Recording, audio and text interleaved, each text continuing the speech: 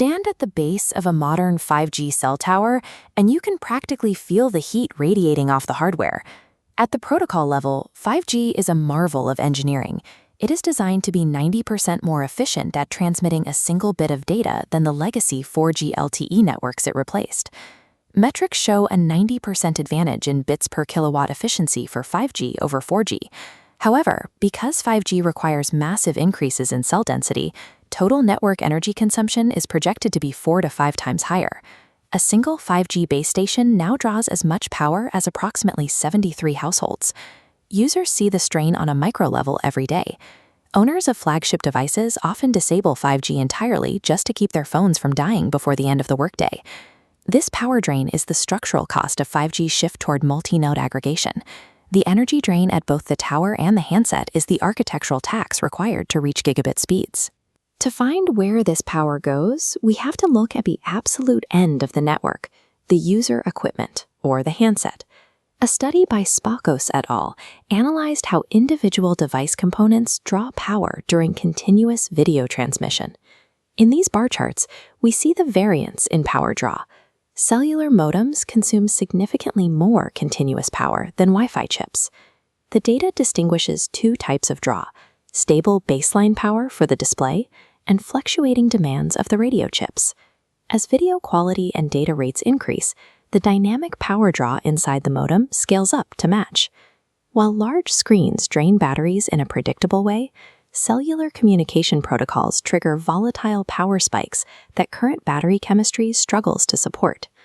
Why does the 5G standard exacerbate this cellular power drain? Legacy 4G LTE relies on a single node connection. The phone maintains one link to one tower. 5G uses dual connectivity. The network forces the handset to form simultaneous connections to two entirely distinct cell sites. This architecture creates two distinct roles, the master node and the secondary node. Most 5G networks operate through a configuration called ENDC. In this setup, a legacy LTE tower acts as the master, while a 5G tower handles the secondary connection.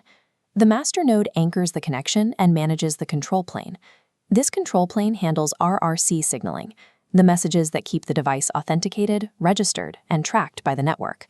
The secondary node acts as the pipeline for the user plane, which is dedicated strictly to the raw data you are downloading. This forces the phone to continuously power two active transceivers, operating on different frequencies and communicating with different physical locations. To reach 5G speeds, your handset must perform the work of two separate phones simultaneously.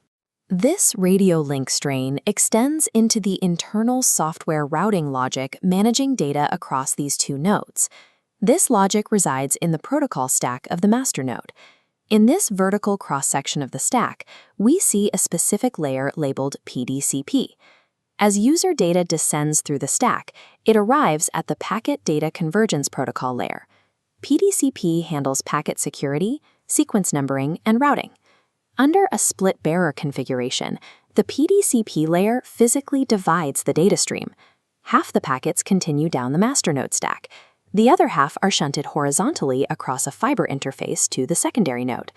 These packets are now traveling across different physical distances and radio frequencies. They arrive at the handset out of order. The phone's processor must catch, buffer, and mathematically resequence these packets in real time. This protocol-level mathematics creates a significant thermal load inside your device. The split-bearer mechanism trades processing overhead and battery life for sheer bandwidth. Back at the macro network level, the infrastructure faces its own energy crisis. Over 70% of total network energy is consumed strictly by the antennas and radio units.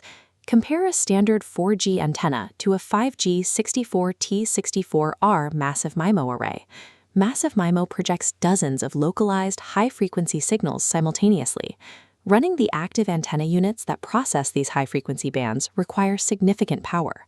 A massive MIMO configuration draws over 300% more power than a conventional 4G radio. The hardware required to transmit 5G data demands a massive baseline power draw, regardless of user traffic levels. The telecom industry is now responding to these physical power limits. Solving this energy crisis requires an algorithmic shift. This is why the industry is moving toward Open RAN and the RAN Intelligent Controller, or RIC. The RIC uses machine learning to monitor real-time traffic demand across thousands of nodes. It disables hardware when it isn't needed, placing overlapping cells into sleep mode. It also manages the energy draw of massive MIMO arrays by optimizing their beam paths to reduce waste. 5G is moving from a problem of brute force power to a problem of software intelligence. The success of the 5G standard depends on an intelligence layer smart enough to manage the very infrastructure it took billions to build.